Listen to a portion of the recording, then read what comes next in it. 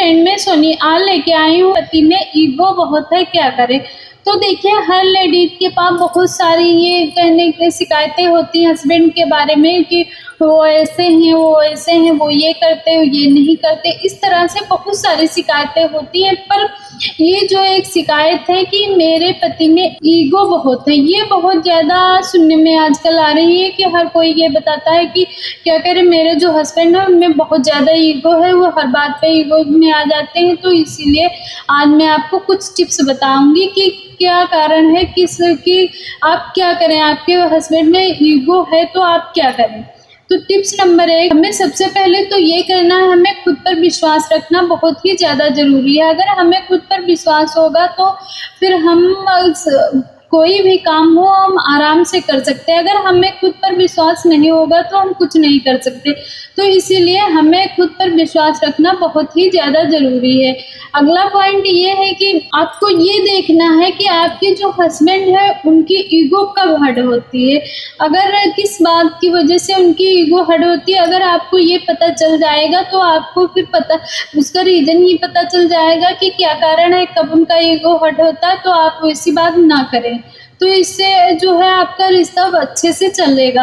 अगला पॉइंट ये है कि हमें ये पता लगाना है कि ईगो है पर किस लिए है, क्या कारण है कि वो इतना ईगो में रहते हैं, क्या वजह है कि वो इतना ईगो दिखाते हैं। क्या हमसे ही तो कोई गलती नहीं हुई है, क्या हम ही तो उनको ईगो का, क्या हम ही तो उनके ईगो का कारण तो नहीं है। इस तरह से हमें खुद पता लगाना है कि क्या वजह है, क्या है, किस वजह से ईगो आ रहा है। तो अगर हम ये पता कर सकते हैं तो हम आराम से इस समस्या का हल भी निकाल सकते हैं। अगला पॉइंट ये है कि हमें ये करना है कि हमें बिना गलती के सॉरी नहीं बोलना है। ये बहुत ही ज़्यादा ज़रूरी होता है कि अगर हम बहुत सी जैसे लेडी हैं तो वो क्या करती हैं कि घर में कोई कहा-सुनी ना हो, घर का माहौल अच्छा रहे, तो वो ये करती हैं जब उनके हस्बैंड गुस्से में होते हैं या कोई अपनी गलती नहीं मानते तो बेचारी वो ये करती हैं कि वो बिना गलती के ही सॉरी बोल देती हैं। तो ऐसा तो बिल्कुल भी नहीं करना चाहिए हमें। अगर हम ऐसा करेंगे तो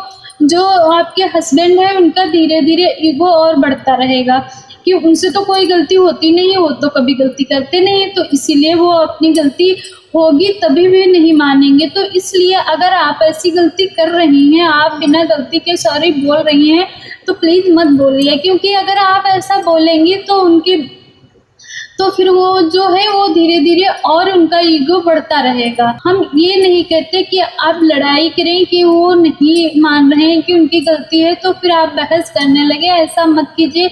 आप आराम से उन्हें समझाकर बताएँ कि यहाँ पे ये देखिए ये कारण है, क्या आपकी गलती इसमें नहीं है? अगर है ना आपकी गलती इसमें है, तो आप इस तरह से उन्हें समझाकर बताएँ कि यहाँ पर आपकी गलती थी।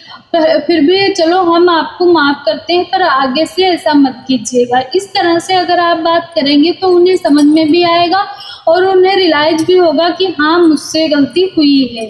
अगला पॉइंट ये है कि बहुत सी वाइफ़ जो होती हैं जो तो ये करती हैं, जब हस्बैंड में ईगो बहुत ज़्यादा होता है तो वो यस मैम बन जाती है। जैसे वो हस्बैंड ने कोई भी काम कहा, सही है तो ठीक, नहीं सही है तो ठीक, यस यस हर बात में यस करती हैं। तो ऐसा बिल्कुल भी नहीं करना चाहिए। अगर आपके हस्बैंड सही बोल रहे हैं तो ठीक है, आप यस कीजिए। अगर आपकी समझ में नहीं आ रहा है वो बात, आपको लग रहा है कि नहीं मुझे ये नहीं करना, मेरे लिए ये सही नहीं है, तो आप उन्हें ना बोल दीजिए, क्योंकि आपको कभी-कभी ना बोलना भी आना चाहिए, ये बहुत ज़्यादा ज़रूरी होता है। अगला पॉइंट ये है कि हमें ये करना है, हमें अपने घर की बात घर में ही रखना है, ये बहुत ज़्यादा ज़रूरी है।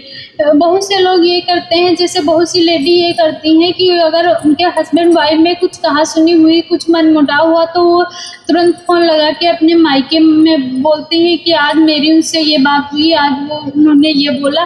तो इस तरह से तो हमें बिल्कुल भी नहीं करना चाहिए, क्योंकि हमें रहना तो साथ में ही है, रहना हमें एक ही जगह है ना।